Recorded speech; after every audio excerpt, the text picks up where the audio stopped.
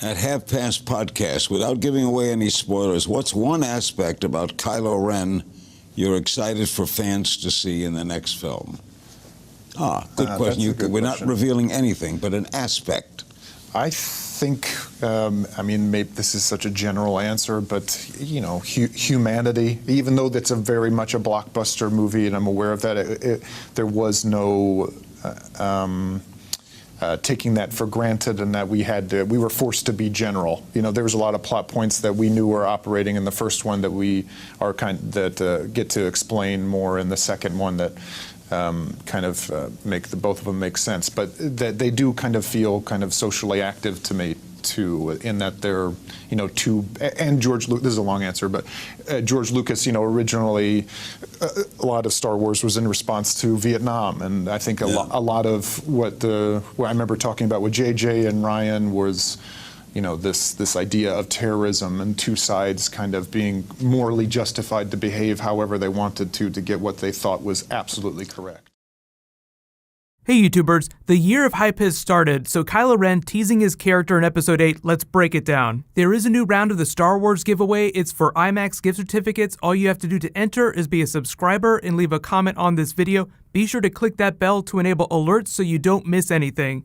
So what is he saying here? There's like a Lucasfilm person off in the distance that you can't see with a sniper rifle on him. Just careful not to give away super big plot points. But he actually says a bunch of stuff. So number 10, he's basically saying we're going to see Kylo Ren's humanity in Episode 8, meaning that we might get like a full-blown redemption of Kylo arc by the end of the series, which might not be a huge surprise. Like, he goes into this big speech about the original conception of the character with the producers, how they wanted to show a bunch of people tackling the same problem of bringing order to a galaxy in chaos from two balanced perspectives. Now, we use the word balance, but the First Order just totally came off like fascist. They massacred a bunch of people with a giant Death Star weapon. He even killed his father. So even though the First Order, Kylo Ren, Snoke are definitely the antagonists of the new trilogy, they're going to do a good job of providing a balanced perspective, like why it is that Kylo Ren believes that what they're doing is the right way of doing things. So number 9, bringing order to a galaxy in chaos. Very Darth Vader original trilogy approach to what Kylo Ren is doing now,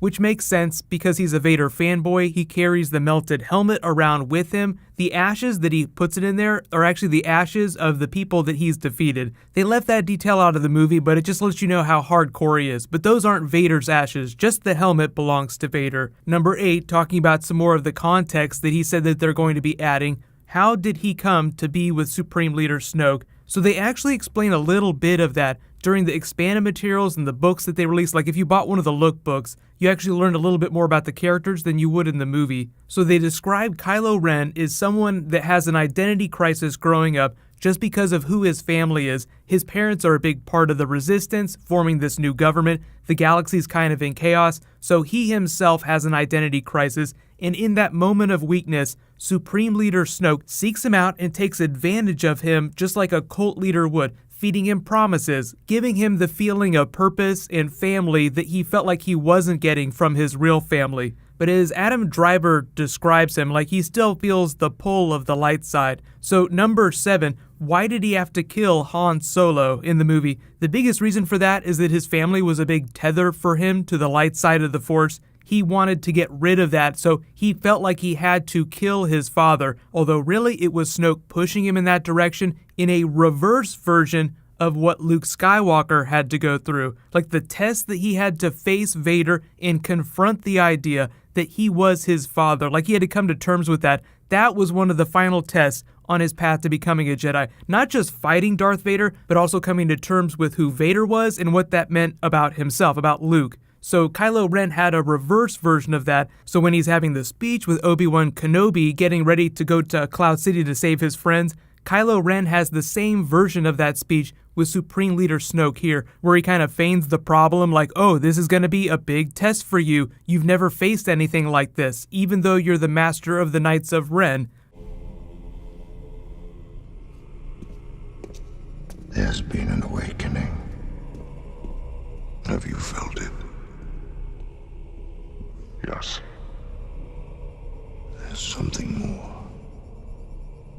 The droid we seek is aboard the Millennium Millennium Falcon in the hands of your father, Han Solo. He means nothing to me. Even you, Master of the Knights of Ren, have never faced such a test. By the grace of your training, I will not be seduced. We shall see. We shall see. So you could argue that Kylo Ren didn't totally pass his test in the way that Luke didn't totally pass his test either. Like, he came out of it with one less hand and just could barely process the idea that Darth Vader was his father. So Kylo Ren is able to kill Han Solo, but that doesn't magically cut him off from the light side of the Force. J.J. Abrams did explain after the movie came out that it sort of like wounded him in a spiritual way, so it weakened him because it was such a heinous act. So that kind of informed his lightsaber fight with Rey at the end. Like, he was weakened spiritually from killing Han Solo, but he also got hit with the bowcaster blast, so he was physically wounded. So he was like gravely wounded, even though it didn't really come across with the performance. Like, you kind of get the sense that he's wounded. But he's a Vader fanboy, so number 6, now that he's done this, he's going to dig his heels in and double down on the dark side of the Force. Even though the light side isn't totally dead inside him, remember, we're going to see his humanity, meaning that if there's still humanity in him, there's still the light side of the Force inside of him. So, redemption of Kylo Ren.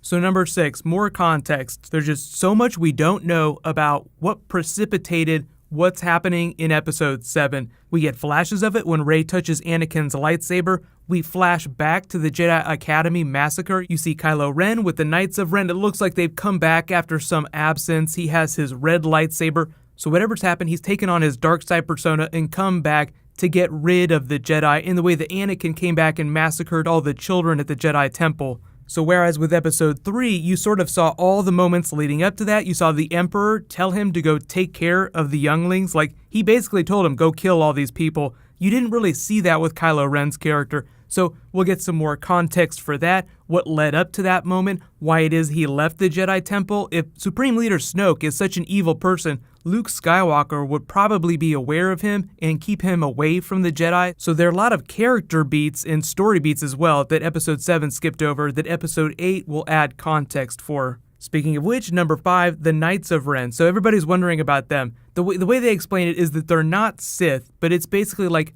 another aspect of the religion of the Force, like they introduced the idea of the Church of the Force. Rogue One actually took a more religious perspective of the Force itself. So just like all religions have their deities, everyone has like very different ways of worshiping the Force and using it. So the Knights of Ren is just meant to be like another dark side spin-off in the way that the Sith was just like another sect of dark side users. But a lot of you are wondering, like we saw that really badass castle on Mustafar that belonged to Vader. It was built on the ruins of an ancient Sith temple or an ancient structure that was very strong in the dark side of the Force. So it would make sense that Kylo Ren would start retreading a lot of Darth Vader's path just because he's so obsessed with him.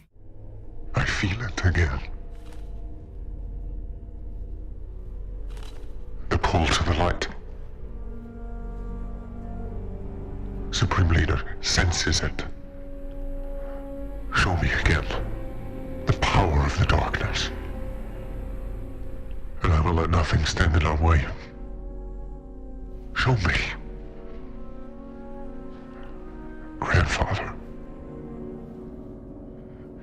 and I will finish what you started.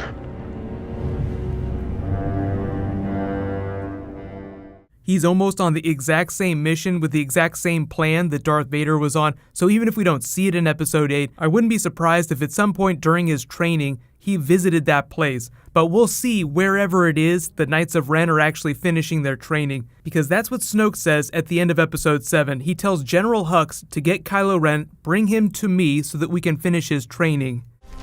The collapse of the planet has begun. Leave the base at once and come to me with Kylo Ren. It is time to complete his training. So number 4, what is Snoke trying to do with Kylo Ren? What is that training? What's the whole point of it?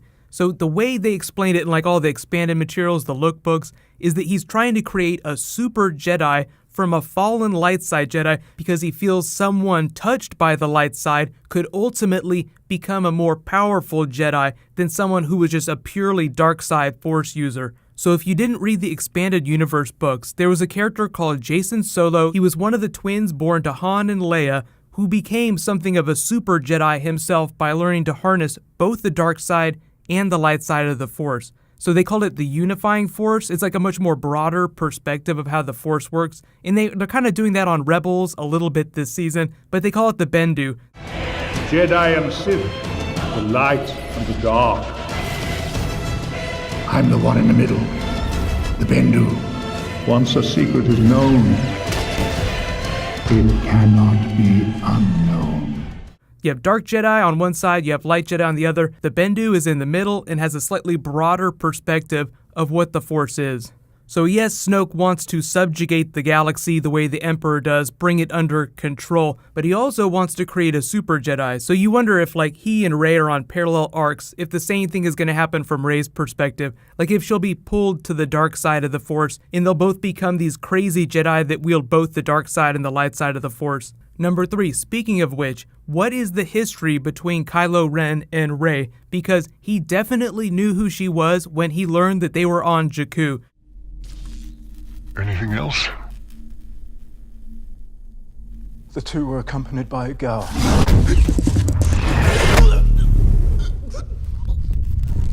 What girl?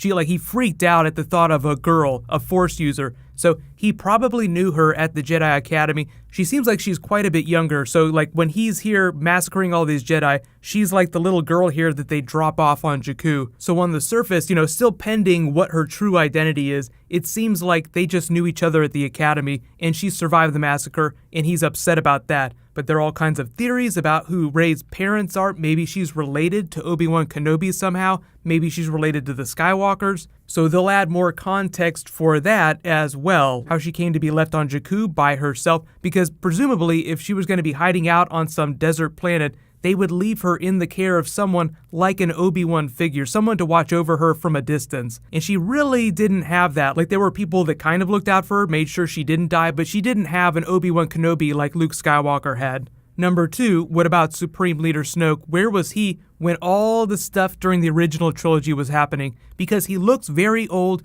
twisted by the dark side. So just like the Emperor, he was very strong in the Force. But if all this stuff was happening with the Emperor and the Empire during the original trilogy, what was Snoke doing? So based on the way the expanded material describes him, he was just kind of waiting for his opportunity. He has a different approach to the dark side of the Force than the Emperor had, so he was just off practicing his Force magic off in a different part of the galaxy, just watching all this chaos unfold, waiting for the galaxy to crumble so he could just walk in, cherry pick the stuff that he wanted, which included the remnants of the Empire, which became the First Order, and then Kylo Ren. Like they said that he had a long-time fascination with the Skywalker lineage, so when he saw the opportunity to nab one of the Skywalker children, someone who flowed from the lineage of Darth Vader, he took it. So it wasn't like he just stumbled upon Kylo Ren, like he'd just been waiting for an opportunity to take him from his family. But number 1, what does this mean about Endgame, and when are we actually going to get some footage? So the footage stuff is a little bit easier to explain. Mark Hamill teased that he's going to give a first look at Episode 8 on his show Pop Culture Quest. He didn't say when that's going to happen, sometime soon, presumably, but I think the actual footage won't drop till Star Wars Celebration in the spring.